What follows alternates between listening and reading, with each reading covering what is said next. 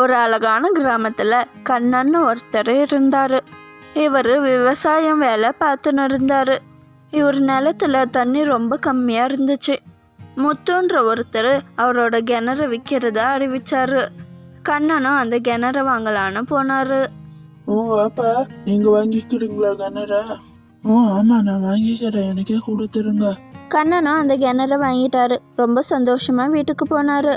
அடுத்த நாள் அந்த கிணறுல தண்ணி எடுக்கலான்னு ஆசையா ஓடோடி வந்தாரு. ஏன்பா நில்லு, குடம் பக்கெட்டெல்லாம் எதுக்கு எடுத்துன்னு வந்திருக்கா? குடம் பக்கெட்டெல்லாம் எதுக்குப்பா எடுத்துன்னு வருவாங்க? தண்ணி பிடிச்சின்னு போறதுக்குன்னா. எது தண்ணி பிடிச்சின்னு போறியா? உனக்கு நான் கிணற மட்டும்தான் வித்துருக்கேன், தண்ணிய ஒன்றும் விற்கல. தண்ணி என்னோடது. எந்த ஊருப்பா நியாயம் அது? கிணறு வித்துட்டு தண்ணி உந்துன்னு சொல்ற? கிணறு எந்த ஆயிடுச்சுன்னா தண்ணியும் எந்ததான்ப்பா. அப்படியெல்லாம் இல்ல, கிணறு உந்து தண்ணி எந்து. என்னப்பா நீ ஏமாத்துற? வா, ஊர் தலைவர்கிட்டயே போய் நியாயத்தை கேட்போம். அவங்களும் ஊர் தலைவர்கிட்ட போய் நியாயத்தை கேட்டாங்க. இங்க பாருங்க தலைவரே, நான் இவர்கிட்ட கிணறு வித்திருக்கேன், ஆனா தண்ணிய விக்கல. நானும் தண்ணி என்னோடது, கிணறு இவருது. அது எப்படி தலைவரே இது நியாயமாகும்? கிணறு எந்த தண்ணி ஊறுதுன்னா அப்ப எதுக்கு நான் கிணறு வாங்கினது? ஏன்பா, கண்ணா சொல்றதுலயும் நியாயம் இருக்குல்லப்பா. கிணறு வாங்கி அவர் என்ன பண்றது?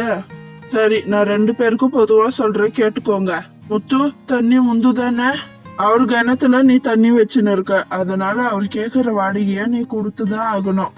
அப்படியே உன்னால வாடகை கொடுக்க முடியலையா, கிணத்துல இருக்கிற தண்ணியெல்லாம் எடுத்துன்னு போயிடு. புதுசா நீ கிணறு வாங்கி அதுல விட்டுக்கோ தண்ணியெல்லாம்.